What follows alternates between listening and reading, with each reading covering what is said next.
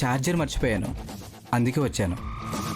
Kishore, sorry Kishore, నేను ఆట పట్టిద్దామని చిన్న ప్రాంక్ చేద్దామని అలా చేశాను తప్ప నిజానికి నువ్వంటే నాకు పంచ ప్రాణాలు.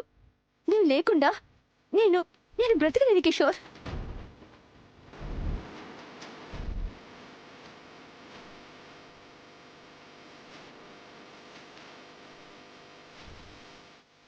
అదేంటి శృతి, ఇందాకే కదా నువ్వు ఇంట్లో ఉంటే విషయం తాగి చేస్తానన్నావు. నువ్వు ఆగు బావా.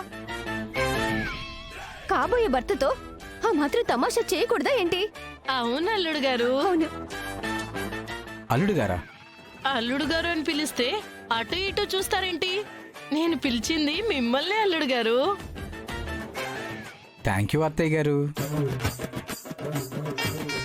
శృతి, నన్ను పెళ్లి చేసుకోవడం నీకు ఎలాంటి అభ్యంతరం లేదు కదా?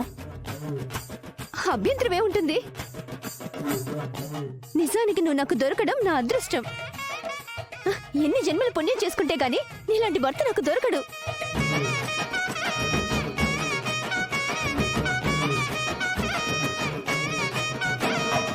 ఇది కళా నిజమా శృతి?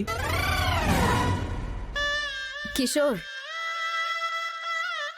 ఈ శృతి మూడు ఎప్పుడు ఎలా ఉంటుందో ఎవ్వరికీ తెలీదు. ఇప్పుడు నచ్చావంటుంది, రేపొద్దునే వచ్చి నచ్చలేదు నేను చచ్చిపోతా అని చెప్తుంది. ఏం చేస్తావు? అవును, అది నిజమే. సరే, ముందుగా క్లారిటీగా కనుక్కొని అప్పుడు కన్ఫర్మ్ చేసుకుందాం. క్లారిటీ ఉంది బావా. ఇదిగో అమ్మ ముందు చెప్తున్నాను, అమ్మమ్మ ముందు కూడా చెప్తున్నాను. ఇదిగో అమ్మమ్మ, ఈ కిషోర్ నన్ను కాదంటే జీవితాంతం నేను పెళ్లి లేకుండా ఇలా బ్రహ్మచారిగా ఉండిపోతాను తప్ప మరో మగాడికి నా మనసులో స్థానం ఇవ్వలేనమ్మమ్మా. అమ్మమ్మ, చావైనా బ్రతుకైనా ఇదిగో ఈ కిషోర్తోనే.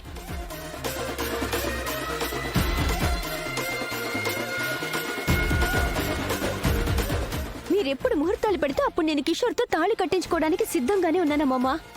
అమ్మయ్యా, గుండెల మీద భారాన్ని దింపావు కదే.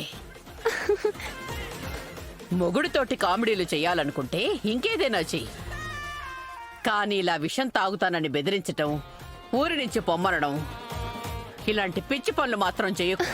సారీ అమ్మమ్మా, ఇంకెప్పుడు ఇలాంటి పనులు చేయనే.